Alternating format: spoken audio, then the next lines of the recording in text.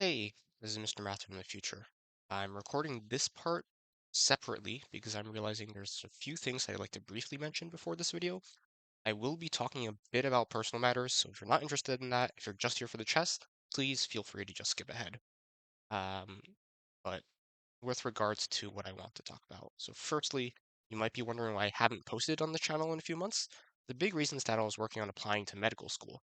And now that I got an acceptance from one yesterday, I can finally slow down a little bit and return to the channel. The second thing is that I should note that I've recorded this while I was sick from COVID, and I still kind of am. So my voice might sound a bit weird, so apologies for that. Because I was sick, and also because I did some things that, for the first time in a while, kind of reminded me of how socially awkward I could be in certain situations, I wasn't in the greatest mental state, and I kind of want to try something new. So I tried to stream my analysis on Twitch instead of recording it as a structured lecture like I usually do. As a result, this video is a bit more like reactive commentary and is a bit more rambly than my usual ones. Feel free to let me know in the comments if you prefer the style, if you like it, if it's, you prefer the more free-flowing, more natural sort of style, or if you think the more structured, scripted style of my previous videos with a bit more order is better. Regardless, thank you for watching, and I hope you enjoy. Okay, if you're seeing this on YouTube, this is going to be a rather informal video. I don't have a script like I usually do, but I thought I'd try to stream and analyze all of the recent games between Neuro and Evil Neuro, which was played a couple days ago, 4 days ago at time of recording. I am streaming this on Twitch. I don't know if I'll be continuing to stream after this. This might just be a one-time thing. We'll see. Yeah, I'm currently live on Twitch, but I'll probably also upload this to YouTube. So it looks like, given there's the games against Toma, so it looks like Nero Test AI Bot 987 was the test bot for Evil, and then on stream, the name got changed, or they used bot Evil Nero while playing with the new AI. So I think they played 7 games in total. 1, 2, 3, 4, 5, 6, 7. So yep, that's 7 games in total. And we're just going to go over each one. So game 1 here, and we have Neuro playing black, Evil playing white. In my previous videos on the topic, we discussed that both bots are generally pretty good at offensive play, pretty good at open positions, and they're pretty bad at defensive play, at closed positions, and at end games. They also tend to be decent at tactics, so we'll see what happens here. What happens when I assume the two bots are programmed somewhat similarly. I'm not a programmer. I don't know exact details. If someone wants to comment on that, that would be great. But let's take a look. So d4, d5. This is weird. I think I just like in a recent comments on, I think it was between Neuro and Toma, I commented on how Neuro was showing improvement because Neuro played knight f6 against Toma's d4. And she doesn't do that here. She plays d5. And I did mention knight f6 is better than d5 because it's less committal.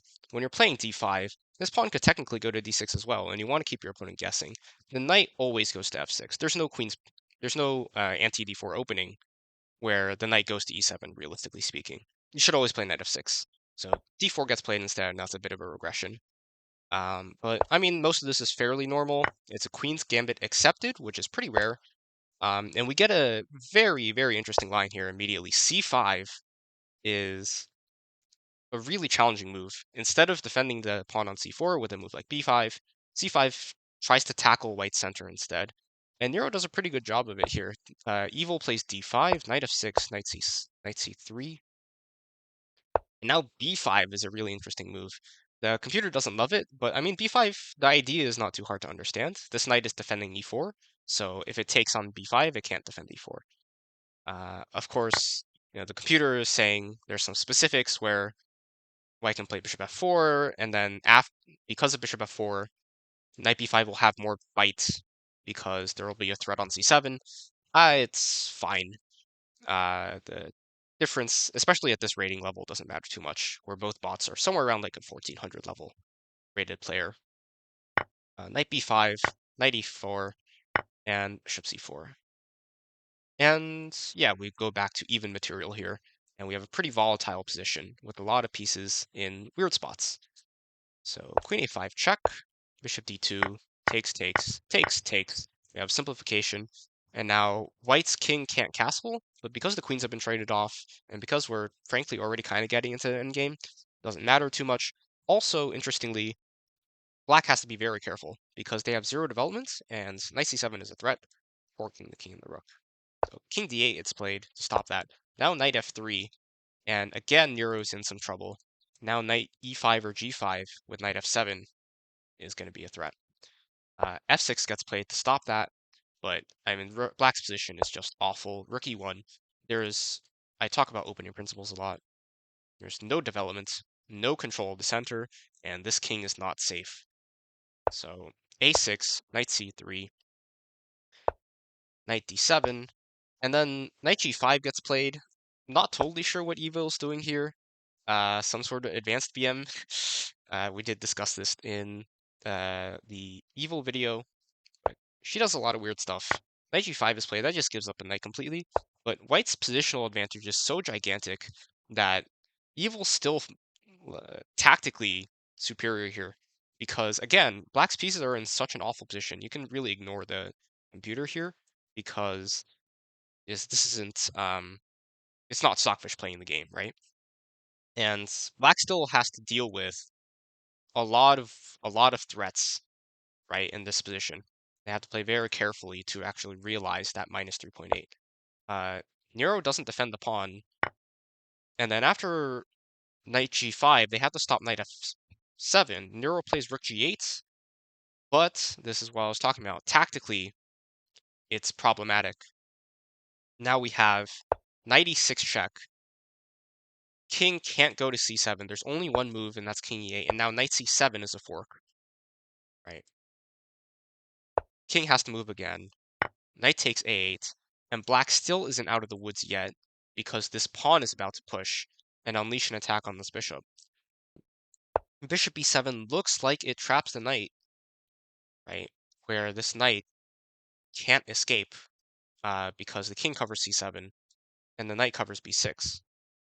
But that's not the case. Knight c7, and the knight is safe. Nero tries to capture it anyway, but there's the tactic I was talking about, d6 check, unleashing this attack on the rook.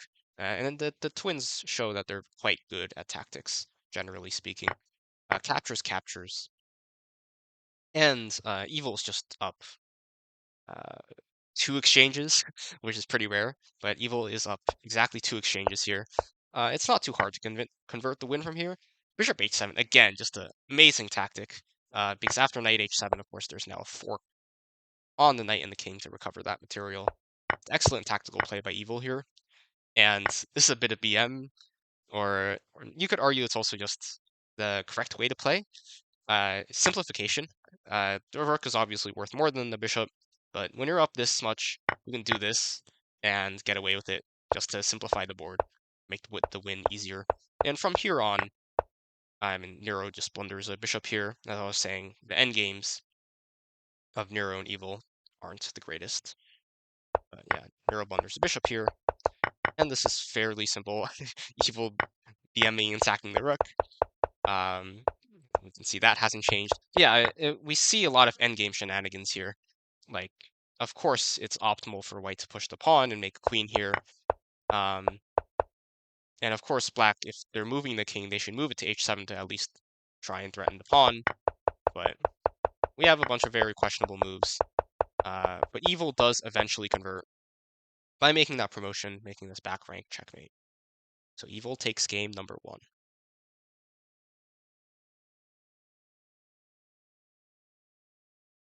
So for those who are counting, that is 1-0, or 0-1, I guess. Nero versus Evil. Now here's game 2. Nero is again playing black. We have e4 this time, e4, e5.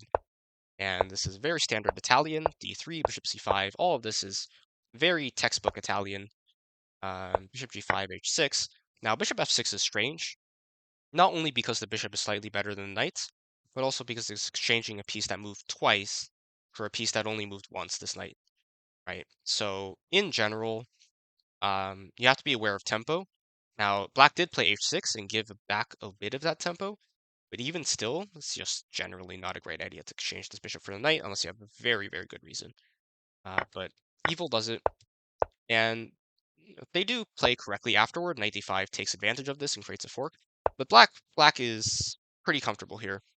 And black has a pretty obvious game plan, which is move the king out of the way of this discovery and then start pushing on the king side. Right? And white needs to figure out what they want to do. It's a lot less obvious what white's game plan should be here. So h3, bishop e6, and we'll see if Nero does go for that game plan. a3, a6 on prophylaxis.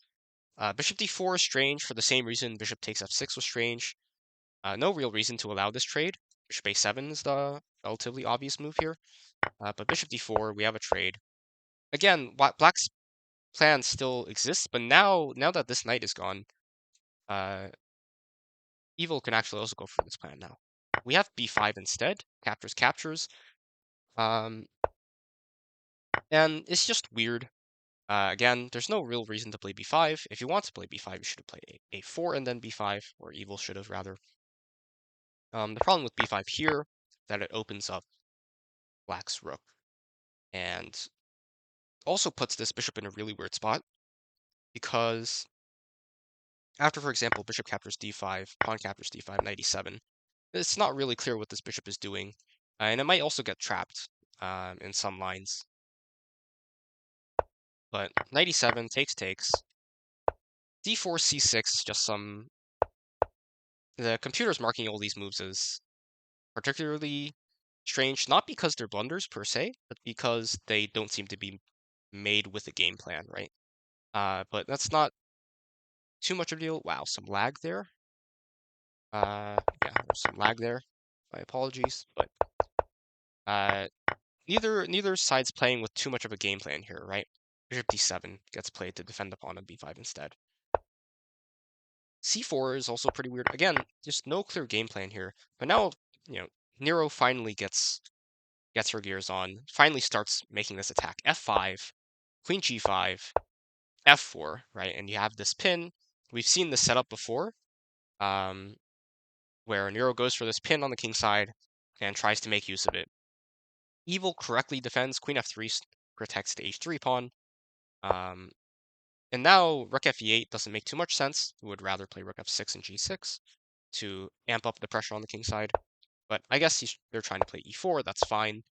But then, it just peters out immediately because of course white can just completely blockade this if they so choose, right? So that's not really an effective way of continuing this attack. And that's precisely what Evil does. They stop e4, and now they start pushing on this queen side, where they have this passed pawn charging through. Bishop d3, however, is a blunder. Of course, as the computer points out, queen d3 was superior. Bishop d3 is a problem because it walks right into a fork, which Nero does correctly spot. Bishop captures e4, computer's pointing out it's technically better to take here and have that exchange. Why? I couldn't really tell you, but bishop e4, rook e4. Evil does have, or Nero does have to be a little bit careful about their positioning here, because even though they're up a piece, Evil has this passed pawn that Nero does have to deal with correctly. However, sacrificing the rook for it is entirely the wrong way to deal with it, because that's just the worst possible outcome, right? If white ever promotes, your rook would have been there to trade for it anyway. There's no reason to do this. You would have liked to apply pressure to it, either by cutting off the defenders, as the computer is suggesting here with rook a4, or you would have wanted to add extra attackers to it, maybe bring the queen back and the rook around this way to add an extra attacker to it, right? So rook a7 is just not a good decision. Rook e1 check gets played, and now it's double attack on the pawn and the bishop. Nero, strangely enough, decides to protect the pawn and not the bishop, and then Evil, strangely enough, decides not to capture the bishop. There's a sequence of very strange decisions here overall. But now Black's also facing a bit of a mating net. D5 pawn gets captured. G5 opens up the king. Yes, the computer points out Queen D7 is completely winning. But H4, F3 check, G3, King G7, and now Queen F5. And Neuro finds a brilliant move here, which is Queen D4. It looks like Black should be checkmateable here. But it turns out they're completely safe because this bishop and queen guard the squares next to the king that this queen might want to use to invade and go for checkmate on. And now this f2 pawn is under attack. And now it's white that needs to be careful. Pawn captures g5, queen f2 check, queen f1 check, queen c4 check. And Evil does make a mistake here. There's now a series of tactical... Whoa, we have a follow. Sumit Kumar 91, thank you for the follow. Now we have a really cool sequence of moves. Bishop f7 check. The king cannot move because of the queen covering it. And white can't go for a trade followed by pushing the pawn because black's pawn is actually faster. So the only move is g6. But now you might say, well, black can't take this. But this bishop also very ever so temporarily blocks off the queen's access to the rook. So we have king takes f8 because that rook is hanging. Queen takes f3, and then a forced trade. And now black is winning. All they have to do is mop up these pawns, and then the bishop can escort the pawn to victory. So Nero starts to do that. Evil helps by relinquishing protection of the g-pawn. Of course, black would have been able to get it eventually anyway, because if white's king stays here, it's not threatening this pawn on d6, which means that all Nero would have had to do was just wrap the bishop around and x-ray the pawn. But Evil helps by allowing Nero to take that pawn, and then Nero's on the track to advancing that pawn's victory. But suddenly the game is over, and the reason why it's over is because look at the time. Nero actually ran out of time. And this is one of the things, it's an LLM, it's not a human. It can't make moves at instant speed when it has to. Nero is, of course, completely winning here. D3, D2, D1. Make the queen, and black is completely winning. It gets there, of course, faster than white's pawn will, because this will be coming with check. So if we play it out, D3, G6, D2, G7, make a queen with check, and then, of course, this queen can come back and stop this pawn. So Nero would have won, but they got beat on time.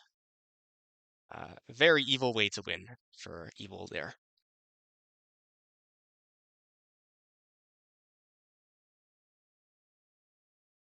The scoreline is now 0-2 in favor of Evil.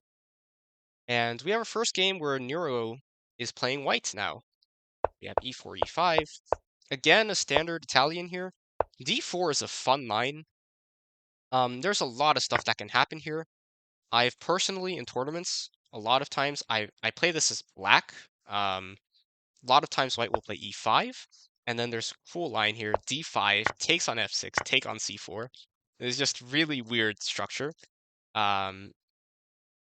There's also white can play bishop b5, and then there's knight e4 takes, and take on e4. This is also just a really weird structure, really weird pawn structure. You don't get this very often. But Neuro and Evil Nero go for a completely different line, which is castle kingside, knight e4. Black is temporarily up 2 pawns, but now rook e1, pinning the knight to the king, d4, and we have the stunning bishop captures d5, and it might look like Nero has lost their mind, but this is actually all still in the book. Queen captures d5, knight c3, and as a matter of fact, white doesn't lose a piece, because this knight, even though it looks like it can be captured 2 ways, it can be captured in 0 because the knight is pinned to the king and the pawn is pinned to the queen. And amazingly, this is all still part of the book. This is one of my favorite lines of any opening ever, so it's very interesting to see it get played. Queen a5, rook e4, knight e4 is technically better, but rook e4 and the knight gets recaptured. Of course, the reason why knight e4 is technically better is because now there are some shenanigans here that wouldn't have been possible before. Castle queenside puts a lot of pressure here, um, but takes, and because there's the lack of perfect play, we do have a relatively equal position. Now, Evil goes for something here. They play bishop c5. That gives up the pawn on g7, and Nero grabs it. But Nero's in a really, really precarious spot here because there's potential back rank mate, not immediately, of course, but there is some potentiality of back rank mate here. This G file has now been opened by white, so even though Nero's up a pawn, she's not in the safest position. Bishop f4, rook g8, and again, this is why I don't love the looking at the computers. Looking at the computers isn't the best way to learn because it's assuming everyone makes perfect moves. That's just really not true. Queen e5 is good for white here because it creates this pin on the bishop, and it creates this mate threat such that two of black's pieces can't contribute to the attack. But queen f6 is a very natural looking move, and now queen b6 creates this nasty fork that's very hard to deal with. Bishop e3 is an attempt, but of course b2 is just hanging. And rook b1 is a complete blunder, and queen captures b1 now. Knight captures b1. Rook d1 would have been an amazing queen sacrifice mate. Unfortunately, Evil doesn't quite see it. Queen captures c2 instead. Now, queen e5 blunders it right back. The same sequence is still possible, but Evil misses it a second time. And now after bishop d6 it's no longer possible because the rook is now cut off. Queen b5 goes for a mate threat on, or not quite a mate threat because this is going to be relinquished, but it goes for some threats, makes some counterplay of Nero's. Evil says, bring it on, queen c3, takes, and now we have king d7. King goes on a little hunt, but it's perfectly safe. And now Evil correctly going for trades when up material. Nero also correctly not abiding by it, trying to create something out of nothing. But again, we have this complete blundering. This rook is capturable two ways. Nero just hangs it, unfortunately. Queen takes c7 check, also again, not totally sure. Like just blundering the queen, but it's pretty doomed for white anyway. The rook is attacked. There's threat. There's a mate threat here. So in fairness, there's not too much that Nero can really do here, and Evil pretty quickly mops the floor. So now the score is 0-3. So the question now is Evil just inherently superior to her sister in gameplay? Let's see if Nero can start turning it around. We have Nero playing black, Evil playing white again. We have another Italian. Knight takes e4, d4, and now if black plays e takes d4, we have the same line as before, just from the other with flip players, right? We would have had takes, rook e1, takes, and we have the double pin. We get to see it from the other side. However, that's not quite what happens. d5 is played instead, so this is now a completely different line. And it's quite similar, actually, to one of the other lines I showed previously. Black has this pawn structure, and it's up a pawn. The king is in the center. That said, it's not too much of a hassle to get castled, and despite Evil Nero's best efforts, Nero does in fact get castled. Queen e2, attacking the bishop, but of course it gets defended. Queen f2 shows a lack of planning, really. More obvious is to just develop the knight. The computer saying bishop f2 because it wants to reroute the bishop because it's not doing anything here. But yeah, it just shows a bit of lack of planning, which we've seen in the past from these bots. Knight f5. Nero Sama is correctly trading when up material. But now Nero had to be careful. Black is completely winning here because after queen d2, it opens up this diagonal. And Nero could have played bishop c5 check, discovery on the rook, king's forced to move, and then Nero would be up a rook here. But unfortunately, they played knight takes h5 instead. And now there's a sequence rook captures e7, rook captures, queen d5 check. It's a fork on the king and the rook. And before you say, wait a second, isn't white going to get mated if they capture the rook? Astute observation, but in this case, since the rook capture comes with check, white is fine. So this would have basically equalized the position. Evil doesn't quite find it, unfortunately. They mess up the order, knight takes d5, and now, again, black is winning, but knight g6, and now this opens up a completely new tactic. Knight captures f6. It's another discovery, but this time it's white's discovery. Knight captures f6, bishop captures f6, and the queen is taken. So, bunch of tactical mayhem there. But in the end, it's evil that comes out on top. And I think we're beginning to see this as a pattern here. Now, that said, queen a7 walks into bishop d4, which gets the queen right back.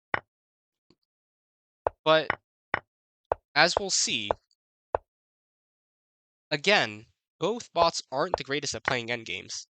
And in this position, white actually has 3 pawns for the knight. So the material is equal. The reason why the computer says it's better for evil is, or better for Nero rather, is mainly because white can't really stop black from getting the rook onto the second rank. Computer would have recommended rook e4 to try and force a trade instead. Would have been a great idea. But after rook e1, the rook invades on the second rank. And rooks on the second rank for black, rooks on the 7th rank for white are well known to be very, very deadly because they can mop up all the pieces and apply a lot of pressure. And that's what's going to happen here. However, rook captures c2 first would have been correct because after rook captures g2, rook e4, the defender of the rook is attacked. And so now, when Nero plays g5, which is an interesting attempt, but now if black were to try and capture something, of course, rook takes f4 would happen, and black would no longer have the advantage of the knight. Nero tries to play g5, which looks like it might hold everything together, if not for the intermezzo. Rook captures f4, removing the defender of the rook. Takes, and now evil is the one-up material. And from here on, it should be a fairly easy conversion. You literally just run the pawn down the side of the board, and if black's king goes to defend it, white gets to mop up the remainder of the pawns on the king side and push another pawn, right? But that's not what happens.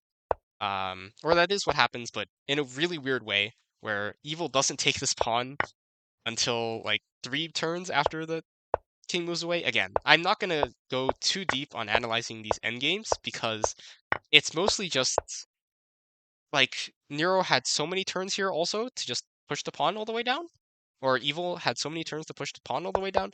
I'm not gonna go too deep into the endgames. The bots clearly aren't the greatest at playing endgames. They probably don't have too much training data on that.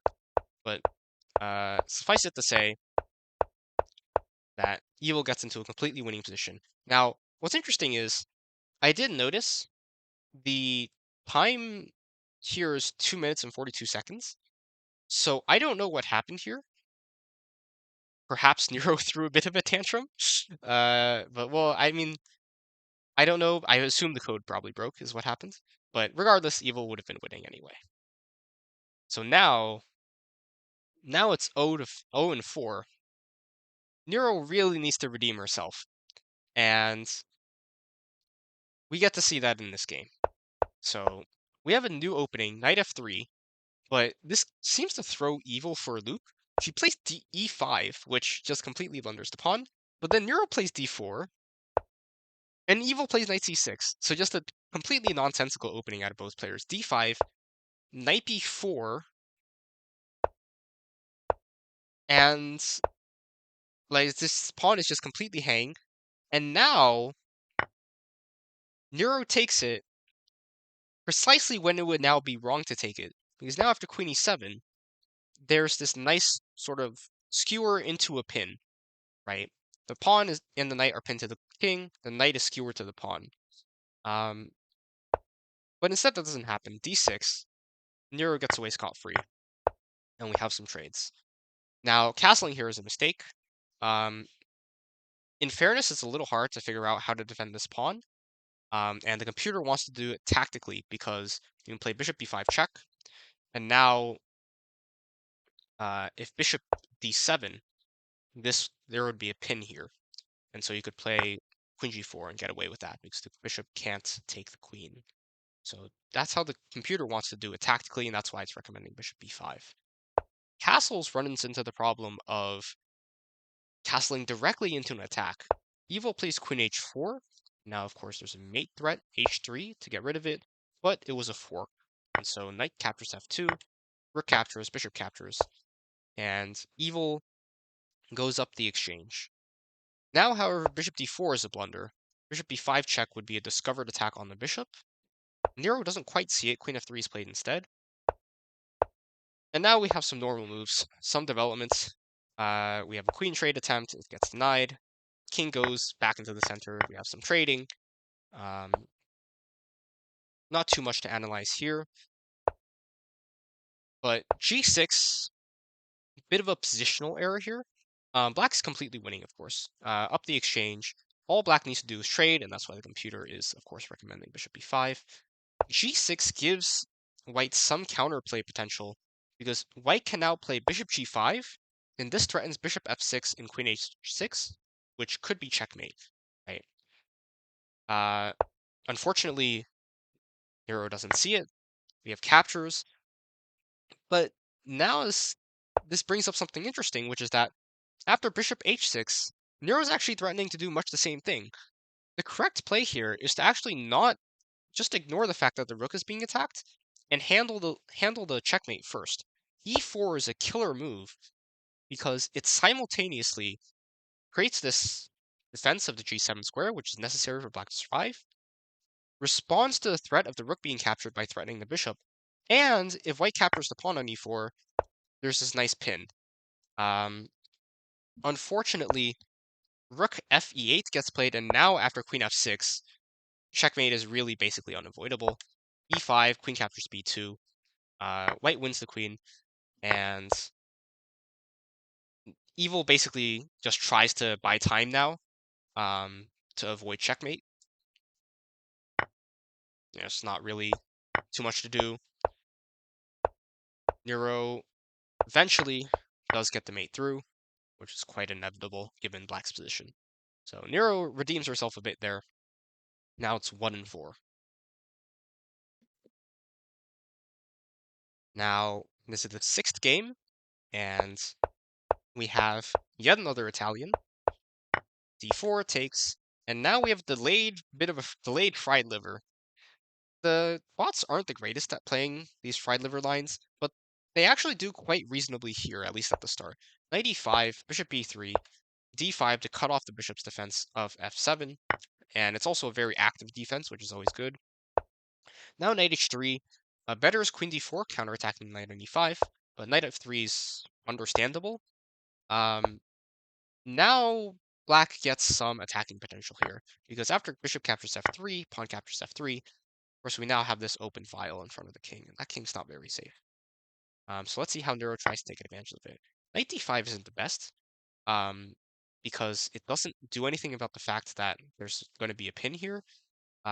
Bishop d6 with the idea of castling, or bishop e7 would have both been fine. But this happens.